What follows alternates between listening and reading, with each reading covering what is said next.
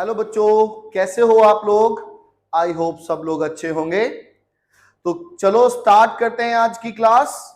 तो basic accounting terms में हम कई सारी इंपॉर्टेंट टर्म्स को पढ़ चुके हैं।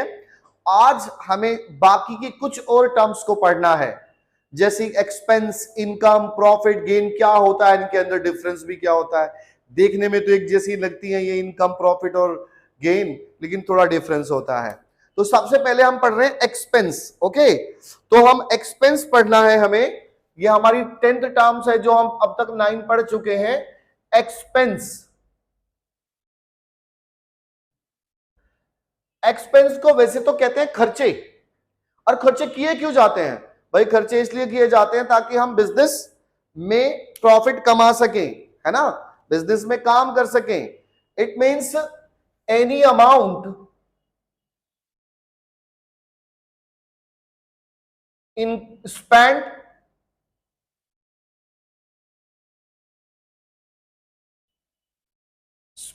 or incurred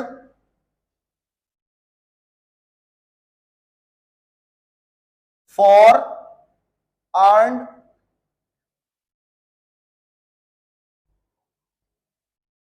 revenue।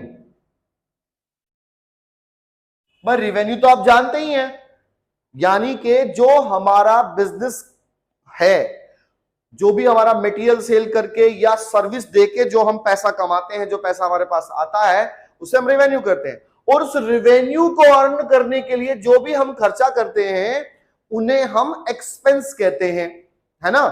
भाई बिजनेस के अंदर काफी सारे एक्सपेंस करते हैं हम, जैसा कि हम कर रहे हैं, सैलरी दे रहे हैं, सैलरी है। यदि हमारी बिल्डिंग रेंट पे है तो रेंट है, और स्टेशनरी है। अगर टेलीफोन मोबाइल बिल है,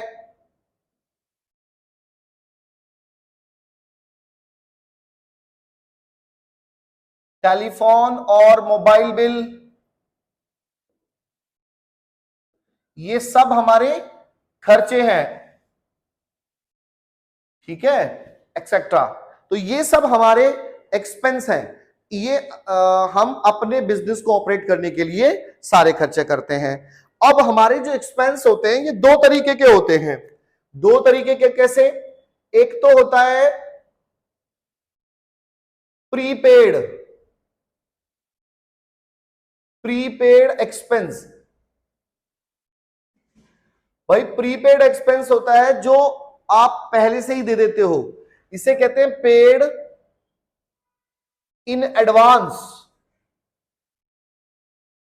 यानी कि अभी आपने कोई सर्विस तो ली नहीं है और पहले से ही पे कर दिया, तो वो होता है प्रीपेड एक्सपेंस। दूसरा होता है आउटस्टैंडिंग,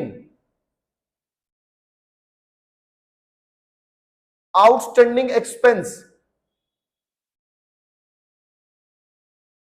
और ये होता है, आउटस्टैंडिंग एक्सपेंस होता है जो आपने दिया नहीं, ड्यू बट नॉट पेड।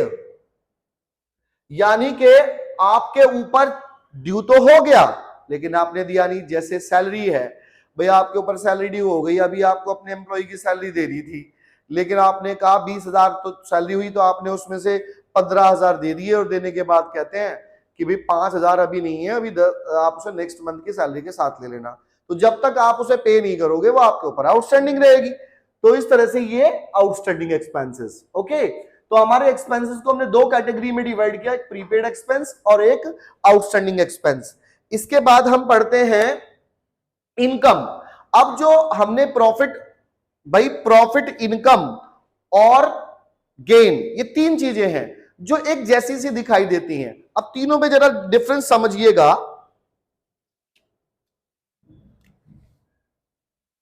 11, एक हम पढ़ेंगे इनकम। इनकम, अब इनकम क्या होता है? वैसे तो इनकम आप सभी लोग जानते हैं, भाई कोई भी पैसा कमाया गया वो इनकम ही है। लेकिन अब इनकम और फिर प्रॉफिट में क्या डिफरेंस है देखिए। तो इसे कहेंगे any profit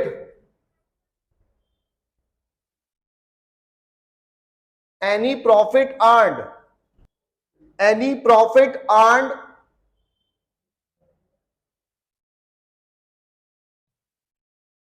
during the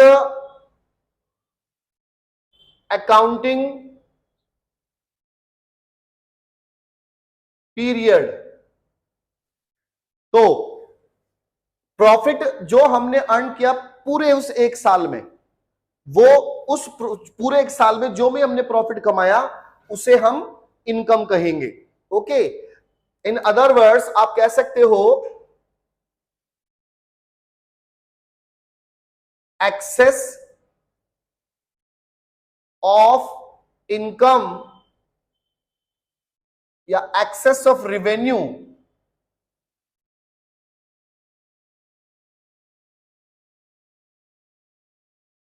over the expenditure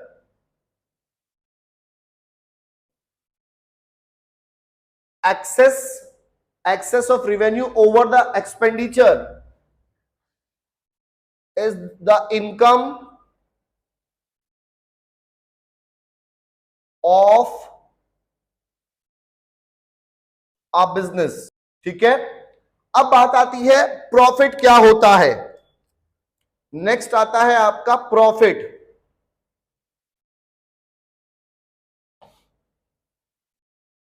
profit any amount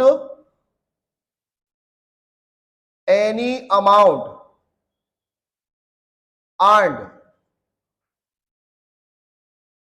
from business activity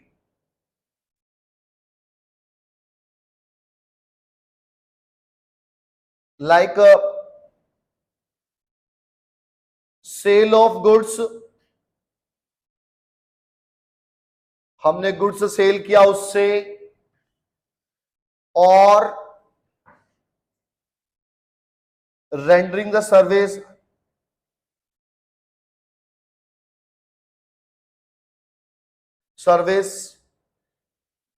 उससे हमने कुछ भी पैसा कमाया, वो हमारा प्रॉफिट होता है।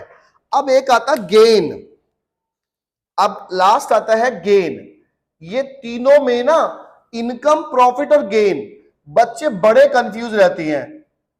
अब वो जो कंफ्यूज रहते हैं उस कंफ्यूजन को आज मैं खत्म कर दूंगा, ध्यान से देखिएगा। गेन क्या होता है? Any profit earned on sale of asset और रिसोर्स।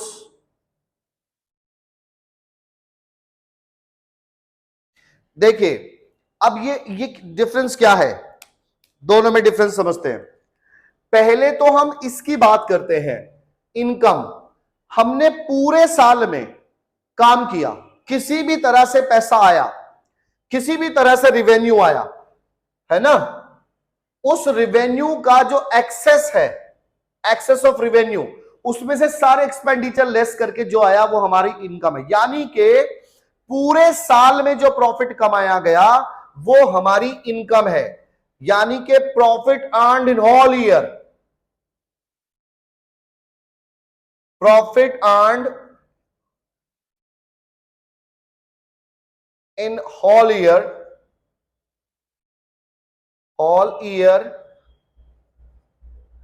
by all resources,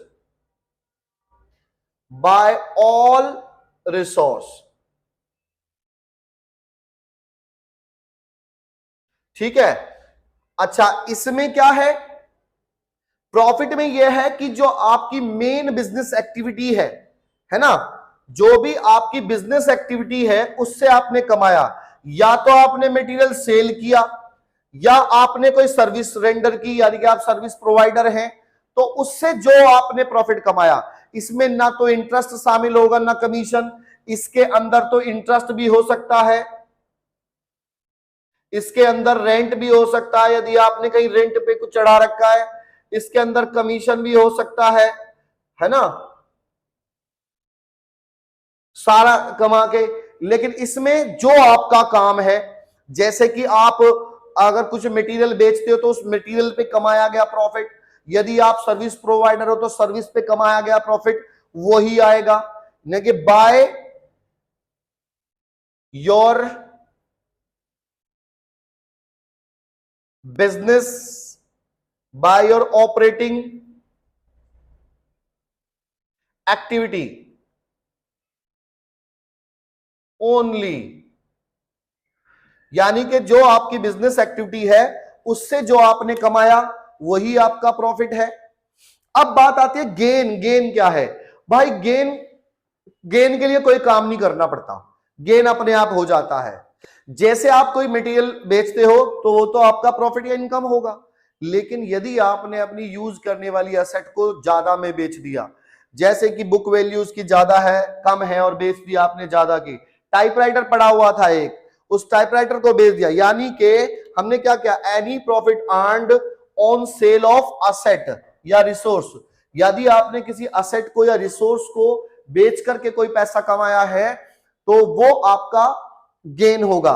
जैसा कि profit on sale of machinery, ठीक है, ये आपका हो जाएगा। कैसे? अब देखिए आपने क्या किया, सेल जो हमारी सेल वैल्यू है, sale value of machinery, sale value of machinery, इसमें से book value, book value of machinery equal to gain. यानी कि अगर आपकी मशीनरी बुक्स में लिखी हुई है 1 लाख की और वो बिक गई 120 की, जो 20 है वो आपका गेन है। ये मैं लिख के देख लेता हूं। मान लीजिए 120 की आपकी बिक गई और वो बुक्स में लिखी हुई थी 1 लाख की, तो जो आपका ये 20,000 रुपीज है, जो ये एक्स्ट्रा आया, ये आपका प्रॉफिट हो जाता है बंधुवर। इसे हम क्या कहेंगे? गेन। ओके बंधु? हाँ बच्चों, ठीक है ना ये बात? ये समझ में आ गया? तो चलिए, ये हमने 4 टर्म्स पढ़ी हैं, इसमें आई थिंक आपका ये कंफ्यूजन क्लियर हो गया होगा। बाकी की टर्म्स हम नेक्स्ट क्लास में पढ़ते हैं, इसको आप तब तक तैयार कीजिए। Okay, thank you.